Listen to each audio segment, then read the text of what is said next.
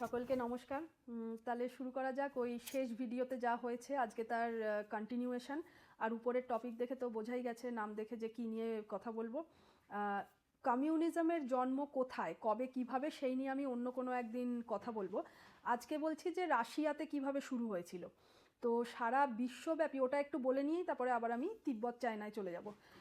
তো বিশ্বব্যাপী কমিউনিজমকে ছড়ানোর জন্য 1919-এ রাশিয়ার মস্কোতে প্রথম তৈরি হলো থার্ড ইন্টারন্যাশনাল বা কমিউনিস্ট ইন্টারন্যাশনাল। আর তার ফাউন্ডার বা প্রতিষ্ঠাতা কে ছিলেন? লেনিন, যার নাম আমরা সকলেই জানি। আর পশ্চিমবঙ্গে যখন জন্মেছি তখন বাবা মা বলার আগে আমাদেরকে বাধ্য করা হয় লেনিন বলতে শেখা। তো যেটা বলছিলাম, তো এটা কেন হয়েছিল? কারণ এরা চাইছিল যে পুরো বিশ্বে, তখন হচ্ছে যেহেতু পুরো বিশ্বব্যাপী একটা ক্যাপিটালিজম চলছে, তাকে ফাইট করার জন্য একটা ইউনাইটেড ওয়ার্কার মুভমেন্ট দরকার। আর এই জন্যই এই কমিউনিস্ট ইন্টারন্যাশনাল, বা এটাকে শর্টে বলে কমিটার্ন, তো এটা গঠিত হয়। আর এটাকে এবার সারা বিশ্বব্যাপী এই মুভমেন্টটা ছড়িয়ে দেওয়াই ছিল লেনিনের লক্ষ্য। আর শুধু ছড়ানোই নয়, তাদেরকে ফান্ডিং করা আর তাদের সাথে কোঅর্ডিনেট করা। আর এটাও লক্ষ্য রাখা যেন বিশ্বের বাকি দেশগুলোতে যে এই পার্টি থাকবে তারা যেন রাশিয়ার যে মেন এদের কাছ থেকে যে লিডারশিপটা যাচ্ছে তার কাছে যেন এরা অনুগত থাকে। এদের হাত ধরেই কিন্তু 1921-এ চায়নাতে কমিউনিস্ট পার্টি অফ চায়না গঠিত হয়। আর শুধু তাই নয়, এই লেনিন আর তার যে দল বলশেভিক্স, এই প্রজেক্টের সাপোর্টেই কিন্তু ভারতেও communist party of India, communist party movement ভারতেও প্রবেশ করে। তো এই কমিটার্ন পৃথিবীর বিভিন্ন দেশে এই কমিউনিস্ট মুভমেন্ট ছড়িয়ে তার একটা শক্ত নেটওয়ার্ক, বা যেটাকে আজকের দিনে আমরা খুবই একটা শব্দ ইউজ করি, ইকোসিস্টেম বানিয়ে ফেলে। সারা পৃথিবী জুড়ে ইকোসিস্টেম বানিয়ে তাদেরকে ট্রেনিং দেওয়া, তাদেরকে ফান্ডিং করা, সব কিছু হতে থাকে। সব থেকে বেশি ইনফ্লুয়েন্স ছিল চায়নাতে। চায়নার ওই কমিউনিস্ট পার্টি অফ চায়না বা সিসিপি, এদের সবার ট্রেনিং হতো মেন রাশিয়ার ইউনিভার্সিটি থেকে। এইবারে চায়নাতে যে প্রথম রুলিং পার্টি ছিল, চিয়াং কাই শেকের নেতৃত্বে ছিল KMT পার্টি। এর সাথে এই সিসিপি কি করলো, একটা ইউনাইটেড ফ্রন্ট বা কোয়ালিয়েশন বা অ্যালায়েন্স যাই বলুন সেটা গঠন করলো, একসাথে হলো। হয়ে কি করলো, জাপান যখন চায়নাকে ইনভেশন করে রেখেছিল, জাপানের যখন দখল ছিল, ওই জাপানের বিরুদ্ধে লড়াই করার জন্য এরা দুজনে এক হলো, হয়ে তারপর জাপানকে হারালো। জাপান 1945-এ সারেন্ডার করলো। যদিও এরা একটা উদ্দেশ্যে এই সিসিপি আর KMT একসাথে হয়েছিল, ইউনাইটেড ফ্রন্ট গঠন করেছিল, কিন্তু নিজেদের মধ্যে কোনো রকম সদ্ভাব বা সেরকম কিছুই ছিল না। তো যেই মুহূর্তে যুদ্ধ শেষ হলো, জাপান 1945-এ সারেন্ডার করলো, তারপর থেকেই শুরু হয়ে গেল এই KMT আর সিসিপির নিজেদের মধ্যে লড়াই, যে কার শক্তি বেশি। অবশেষে 1949-এর অক্টোবর মাসে এই মাও সেতুং, যার নাম আমরা কেন মাওবাদী, মাওইস্ট, এই সমস্ত কথাবার্তা এসছে সেখান থেকে। তো সেই মাও সেতুংয়ের নেতৃত্বে পিপল রিপাবলিক অফ চায়না বা PRC গঠন হলো চায়নাতে। CCP communist party of China ruling পার্টিতে এলো, আর যে অপোজিশন ছিল যাকে হারিয়ে এলো KMT, এরাও কিন্তু রিপাবলিক অফ চায়না গঠন করলো। কোথায় করলো? এদের সাথে হেরে যাওয়ার পর এই KMTকে পুশ করা হলো তাইওয়ানের দিকে।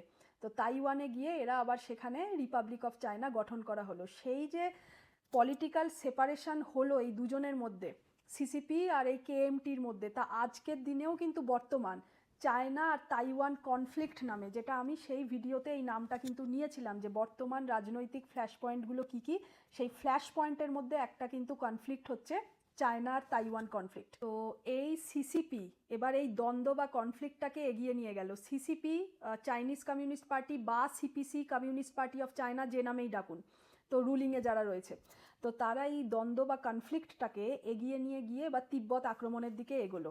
তো এদের যে আর্মি, সেই আর্মিটাকে বলে পিপলস লিবারেশন আর্মি বা PLA। এই আর্মি দিয়ে ইস্ট তিব্বত আক্রমণ করলো। তারপর ব্যাটেল অফ চ্যামদো নামে একটি যুদ্ধে সেখানে তিব্বতকে হারিয়ে এই তিব্বতের দখল নিল। এই হারানোর পরে তিব্বত আর চায়নার মধ্যে 17 পয়েন্টস এগ্রিমেন্ট সাইন করা হলো।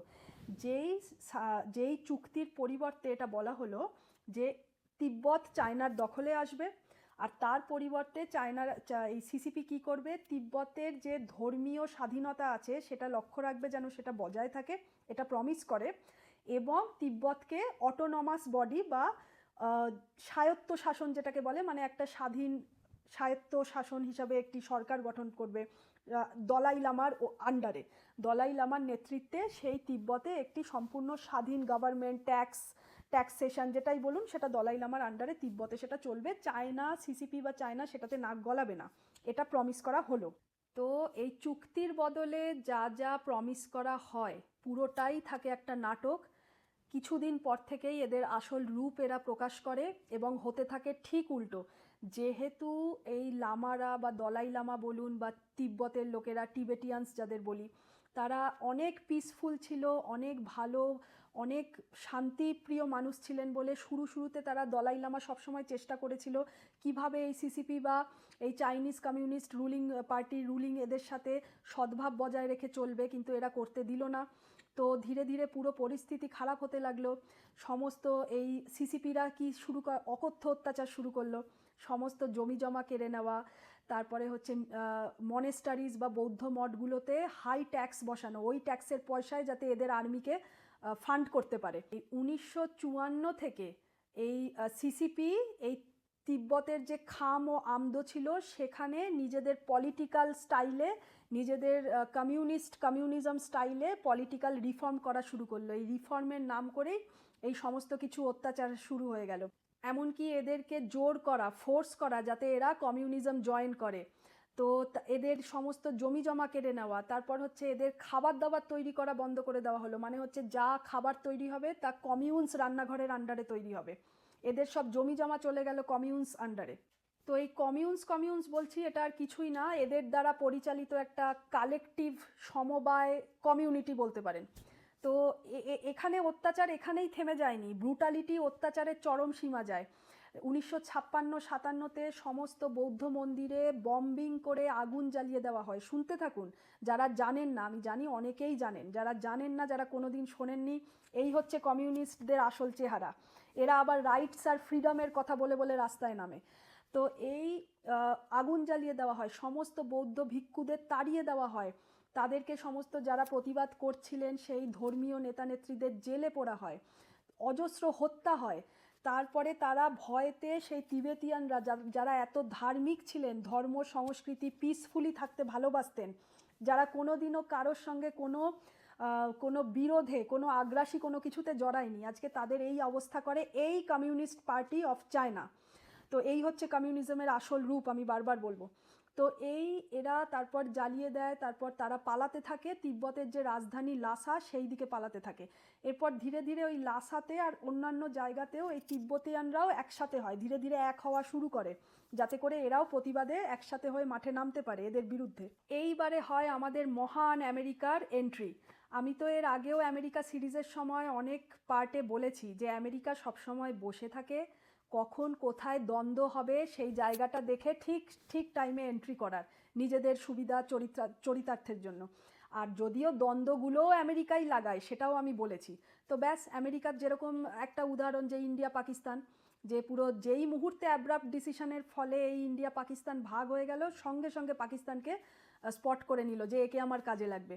ঠিক যেমন গালফ কান্ট্রিজে করেছিল, শিয়া আর সুন্নিদের যে চিরকালের দ্বন্দ্ব ছিল সেটার সুযোগ নিয়ে গালফকে প্রোটেকশন দেওয়ার নাম করে ওই অয়েলের চুক্তি হলো, আর তারপরেই জন্ম নিল পেট্রোডলারের। ঠিক যেরকম বাংলাদেশে গত 1 বছর বা তার একটু বেশি সময় ধরে ঘটনা ঘটছে, যে এই বাংলাদেশের কিছু গোষ্ঠী যারা পাকিস্তান প্রেমী গোষ্ঠী, তাদের অ্যান্টি ইন্ডিয়া বা ভারত বিরোধী সেন্টিমেন্টকে কাজে লাগিয়ে চরম অরাজকতা সৃষ্টি করা হয়েছে।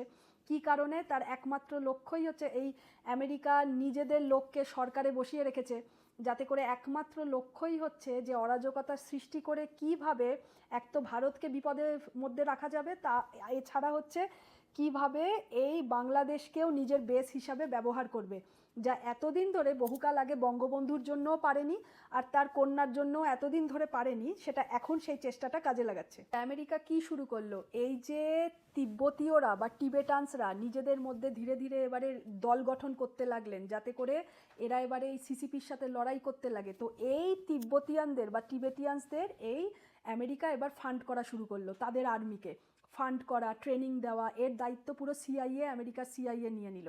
তো এর আমেরিকার কিন্তু কোনো ভালো উদ্দেশ্য ছিল না যে তিব্বতকে বাঁচাতে চাইছে বা তিব্বতের লোকেদের উপরে খুব দয়া, আদৌ তা নয়। আমেরিকার উদ্দেশ্য ছিল সোভিয়েত রাশিয়ার সাথে ওই কোল্ড ওয়ারে যাতে কোনোভাবে এই কমিউনিস্ট পার্টি অফ চায়না যাতে কোনো রকম শক্তি নিয়ে সামনে না আসতে পারে, এটা ছিল আমেরিকার আসল উদ্দেশ্য এই তিবেতিয়ানসদের ফান্ড করার। তিব্বতের এই ঘটনার সময় আমাদের ভারতে হচ্ছে নেহেরু সরকার, তো তিনি যা যা প্রথম দিকে করেছিলেন প্রতিক্রিয়া হিসেবে বা কার্যকলাপ, তা ভাবলে এখনও লজ্জায় মাথা নিচু হয়ে যায়। এই যে চীনের তিব্বত আক্রমণ, তার কোনো নিন্দা তিনি প্রথম দিকে কিচ্ছু করেননি, উল্টে উনি তো চুপ ছিলেনই, উল্টে এই ভারতের কমিউনিস্ট পার্টিরা সেটার সাপোর্ট করে। তো এছাড়া 56তে যখন দলাই লামা ভারতে এসছিলেন, হয়তো আলোচনা করার জন্য এসছিলেন এবং তার ইন্টেনশন ছিল তিনি যাতে ভারতে থেকে যান, তাকে বুঝিয়ে সুঝিয়ে নেহেরু সরকার আবার তাকে পাঠিয়ে দেয় তিব্বতে।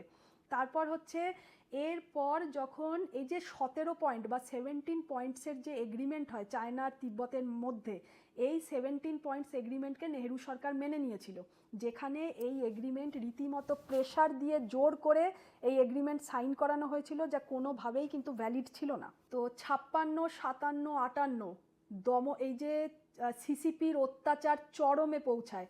তো এই কয়েকটি বছর ধরে তিবেতিয়ানসরা একত্রিত হয়ে সংগঠিত হয়ে তারপর 1959 সালে তাদের প্রতিরোধ বা প্রতিবাদ বিদ্রোহ শুরু হয়। তো 1959 এসে প্রথমবার নেহেরুর মনে হয় যে তিনি এর সমালোচনা করবেন, আর উনি করেন। উনি চীনের যে এই আগ্রাসন নীতি, এই নীতি নিয়ে সমালোচনা করেন এবং এটা আন্তর্জাতিক আদালতে নিয়ে যাবে তার হুমকিও দেন। সেই বিদ্রোহের সময় ভারত সরকার সেই সময়তে থেকে দলাই লামাকে রাজনৈতিক আশ্রয়ও দেয় ভারত সরকার। তো এই নেহেরুর প্রথম দিকের কার্যকলাপের জন্যই কিন্তু অনেকেই মনে করেন যে ভারত আর তিব্বতের যে এত ভালো সম্পর্ক ছিল, সেই সম্পর্কের অবনতি ঘটতে থাকে নেহেরুর এই কার্যকলাপের জন্য প্রথম দিকের।